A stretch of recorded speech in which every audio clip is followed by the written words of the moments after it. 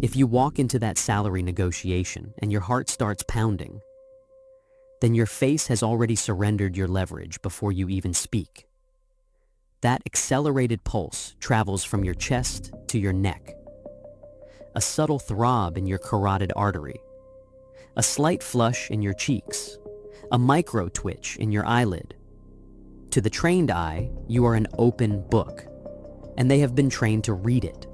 And this isn't a failure of character, it's a biological betrayal. Your autonomic nervous system, the ancient wiring designed for fight or flight, is sabotaging your future. It screams fear when you need to project power. It signals weakness when you must demonstrate value. Every year, men walk into these rooms and lose thousands, tens of thousands of dollars, not because of their resume, but because their own body testifies against them.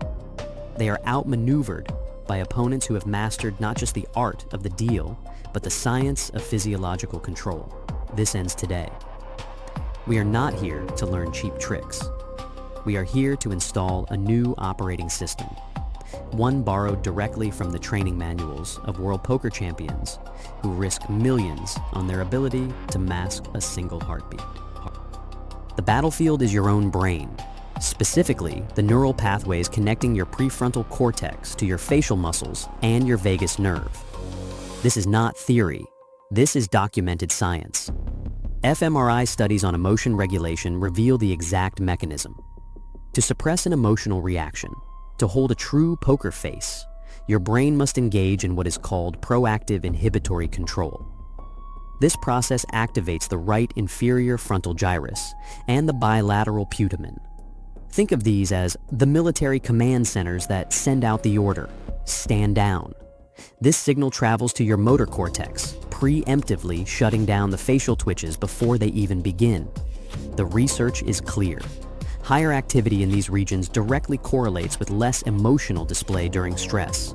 This is the neurobiological signature of an unbreakable poker face. The trap is believing this is an innate talent. It is not. It is a trained skill. The reason you feel exposed is because your system is running on default settings. Your opponent, however, may have upgraded his software. He is looking for the tells your biology freely gives away. A Stanford study confirmed that while observers were terrible at judging a poker player's hand from their face, they showed a positive correlation when only seeing their arms and hands. Smooth, fluid motions signaled strength. Choppy, hesitant gestures signaled a bluff. Your racing heart doesn't just stay in your chest, it travels to your fingertips. It makes your movements erratic. It is a leak, a fatal one. So, how do we seize control of this system? We do it by installing the protocols used by those who operate under the highest pressure imaginable. This is not about faking it. It is about becoming it. It is a physical and neurological upgrade. Here is the three-part protocol to re-architect your response to pressure. Number 1, fortify the prefrontal cortex with facial muscle isolation. Your face has 43 muscles. Most of them act involuntarily when you are stressed. The first step is to build conscious control. This is not about smiling or frowning in a mirror. It is about achieving absolute stillness. Find a quiet space. For 5 minutes, your only job is to maintain a perfectly neutral facial expression. No furrowed brow, no clenched jaw, no tightened lips. Your focus is on the sensation of those 43 muscles. Feel the tiny impulses to react to a thought or a sound, and then, using your prefrontal cortex, issue the command to stand down. This exercise, practiced daily, strengthens the neural pathways for proactive inhibitory control.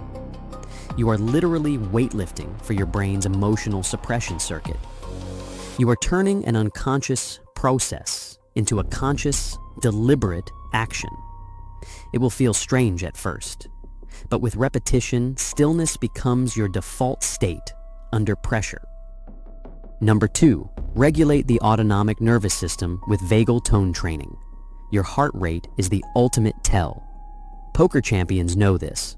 They train to control it not by thinking calm thoughts, but by physically manipulating their vagus nerve. The simplest way to begin is with physiological size. This is not meditation.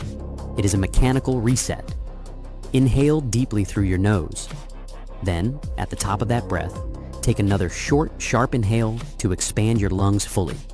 Then, exhale slowly, for as long as you can, through your mouth. 2 of these cycles have been shown to immediately reset the autonomic nervous system, lowering heart rate and calming the fight-or-flight response.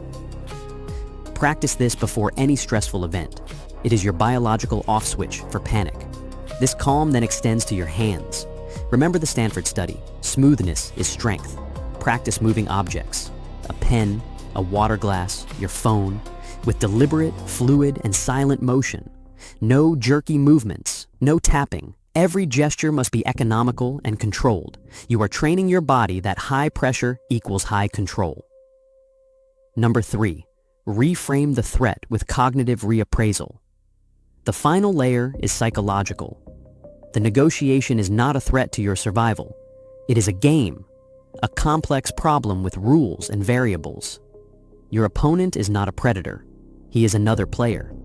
By cognitively reframing the encounter from a threat to a puzzle, you shift the emotional context. This change in perspective reduces the intensity of the initial emotional response, giving your prefrontal cortex an easier job. You are no longer suppressing terror. You are simply managing strategic data. This is not about becoming a machine. It is about becoming the master of the machine you already inhabit. The man across the table is counting on your biology to betray you. He is expecting the flicker of doubt, the rush of blood, the tremor of uncertainty. He has built his strategy around your predictable human reactions. When you walk into that room and give him nothing, no data, no tells, only a calm, neutral stillness, his entire strategy collapses. He is now playing against a ghost, an opponent he cannot read, cannot predict, and cannot intimidate. You are no longer the subject of the negotiation. You are the architect of it. This control has been dormant within you. It is a birthright you were never taught how to claim. The power was always yours. Take it back, now.